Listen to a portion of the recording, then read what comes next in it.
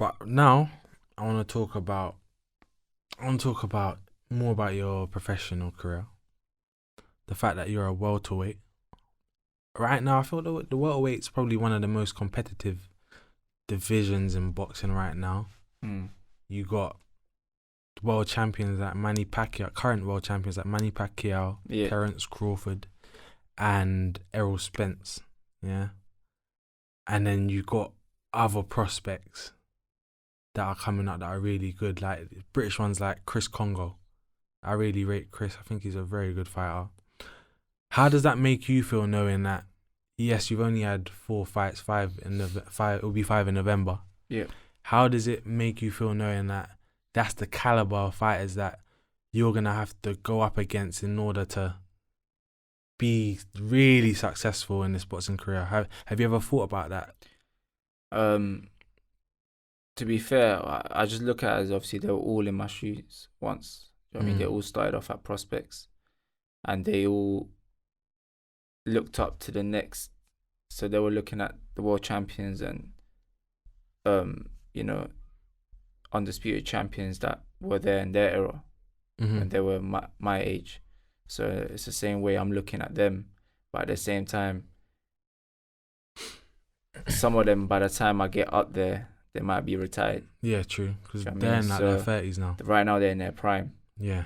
So by the time I get into my prime, they're probably going to be retired, and I'm going to be looking at guys that were with me while I was coming up. So I take it. Listen, I look at all the top fighters, and Errol Spence is one of my favorite fighters at the moment. Would you say he's the best welterweight in your opinion right now? I'll say it's either him or Terence Crawford. Okay. But Errol Spence, I've always told everyone about this guy. No one used to listen. I used to watch him as he was a prospect. I said to him, trust me, this guy's the next big thing. But they used to say, oh, who's he fought? Who's he done this? What has he done? He ain't even got a belt. But look at him now, man. Okay. It's interesting you say that about Errol Spence. I rate Errol Spence. He's a good fighter. But I don't know, like, I feel like he's good, but it's difficult for me to even say that he's not brilliant. Because when I look at someone like Errol Spence, he just doesn't have that wow factor about him. Do you understand what I mean when I say that? Like, for example, when you watch Floyd when he was in the welterweight division or whatever, yeah, you knew Floyd was fighting, like there was a certain sharpness he had about him, a certain swagger in the ring, yeah? When I watch Errol Spence, even though he beat, who did he fight last? Sean Porter. Even though he beat Sean Porter last, I don't know, it's just like, he won the fight, but it's like he lacked aggression. Like, I don't know. It's difficult for me to even say this because he won the fight. It's very difficult if you see where I'm coming from. But I feel like there was just nothing to him, really. I feel like Sean Porter looked better in the ring. He was more aggressive, looked more like a boxer. But I guess Errol Spence, he just didn't waste his shots. I guess. But who did you think that Errol Spence deserved to win that fight? Yeah, I mean, he was working the body the whole fight. He was working the body, and obviously he caught him with a shot, put him down. But it's hard because Sean Porter he roughs you up. Yeah. He messes up your work. So that was the first time he fought anyone like Sean Porter. When Floyd Mayweather fought Maidana, the first fight was just all he's like throughout the whole fight. Floyd couldn't do what he wanted to do because he was just roughing him up. Throw him against the ropes, and he wasn't prepared for that because he never knew it was going to come out of that. But then the second fight, he was prepared. And I think if he fights Sean Porter again now, it'll be a different story. Because he knows exactly what he's going to be like and what he's going to come out of. Because obviously he's been in a ring before. He's been in a ring with him, so he knows what he's expected to come out of it. I feel like that fight definitely deserves a rematch. And I feel like even though this comparison is a bit strange because that is two different weight divisions, I feel like this fight was similar to Dillian Whyte versus Derek Chisora 1, where it was very competitive. I'd say Derek Chisora was more aggressive throughout the whole fight. He was on Dylan, but Dylan was a bit more precise with his shots, and like didn't really waste as much shots. Do you know what I mean? But yeah, I feel like that fight definitely deserves a rematch. God willing that Errol Spence is able to fight after his recovery from the car accident. Yeah, man. Hopefully he's all good. Apparently he's all fine. He's only left with a few scratches. You know, no broken bones, no fractures. So that's a good sign, man. Yeah, thank God. So cool. I feel like who else do you look up to in the welterweight division right now? I say one of my other favorite fighter obviously is Terence Crawford. Terence Crawford, he's an unbelievable fighter, man. Technically, he's sound. He's got everything about him. He's got power. He's got speed. You know, and he don't waste shots either. He's good, man. Like, he's proper good. And I look at Danny Garcia as well. Danny Garcia. So because Errol Spence is your favorite. A fight between Errol Spence and Terence Crawford. What's the outcome? Who do you think's winning that? That's something I can't tell you, man. I can't. It's a 50-50 fight. Well, you can't predict anything. I can't predict. Boxing, you can't predict. Because even, alright, cool. Let me show you why as well. I've always had doubts in Errol Spence as well. Even that time when he beat Kell Brook, yeah, that was a good fight. But I honestly feel like if Kell Brook's eye didn't he didn't get the cut above his eye, he'd have been alright. He'd have probably beat him. And then from there, it just made me think: is this guy as good as he is, or is he a fraud? Do you know what I mean? But Kell Brook, this is what happens. He's fighting at world level. I mean, he's not gonna be when you get to world level. Most of the fights are not gonna be like you dominating. You know, you're gonna have close fights. All the greatest have got, even Floyd. You know, he's won a split decision as well. Do you know what I mean? So when you're fighting at world level, the fights are gonna get harder. And the fights are gonna get tougher. So Kell Brook, he's a great fighter as well. You know, he's fought Sean Paul. He beat Sean Paul as well, and Kell Brook is one of the best at fighting southpaws as well. So it wasn't like he was fighting a nobody. Like, that was a big fight. That was a big step up for Errol. You know, Errol was younger than him as well, and he was coming up. So he just basically took the risk and. But that's why I feel like he's kind of, and again, it's difficult to say this because he won his last fight against Sean Porter. Like, this is why I feel like he's kind of frauded his way into the position that he's in, because Kell Brook's a very good fighter from Sheffield, an excellent fighter. He was able to when Kell Brook beat Sean Porter, that was a convincing win. He outboxed them that night. Yeah.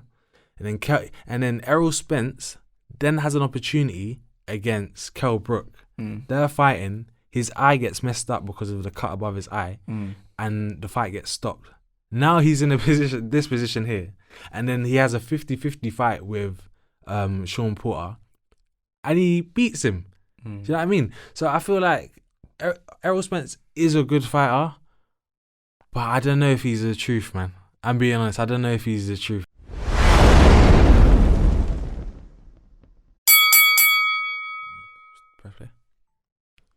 So yeah, one thing I do want to ask you about, your opinion about, is the KSI Logan Paul fight.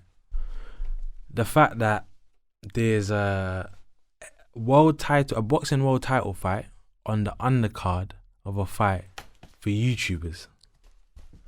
Like, don't you find that slightly disrespectful for the sport of boxing a bit?